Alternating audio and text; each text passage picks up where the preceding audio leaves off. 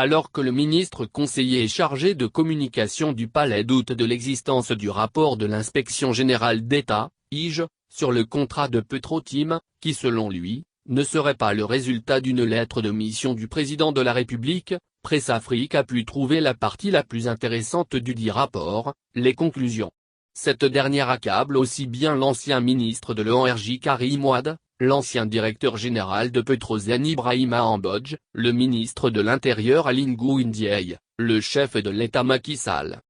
Tout est dans le chapitre IV du rapport fait à Dakar le 21 septembre 2012 par les inspecteurs généraux d'État Gallo Samb et Oumar Sarr. La première partie de chapitre intitulée Manquements constatés, il est relevé 5 fautes graves dans le contrat entre l'État du Sénégal, Petrosen et Petro-Tim. Entre autres, octroi à Petro-Tim de permis de recherche et de partage d'hydrocarbures relatifs au bloc de Saint-Louis offshore profond et Caillard offshore profond en violation de la réglementation.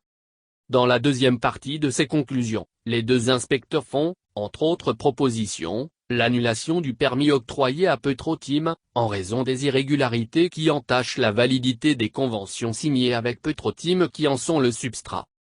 Mieux, les deux inspecteurs trouvent surprenante, improductive et risquée, la soumission précipitée de la même convention signée par Petro-Tim, accompagnée du projet de décret portant approbation de la dite convention, par le ministre Aly Ngouille Ndiaye, en charge du secteur pétrolier.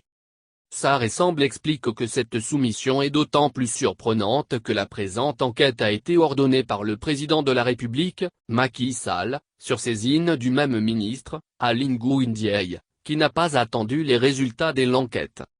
Le rapport indique qu'il n'y avait aucune urgence à précipiter une nouvelle signature suivie d'approbation se superposant à celle effectuée en janvier 2012 par le ministre Karim Wade et le président Abdoulaye Wade. Qu'en signant ce décret portant approbation du contrat de recherche et de partage d'hydrocarbures en faveur de Petro-Tim, le chef de l'État Macky Sall exposait le Sénégal à des poursuites judiciaires à cause des irrégularités qui entachent sa validité.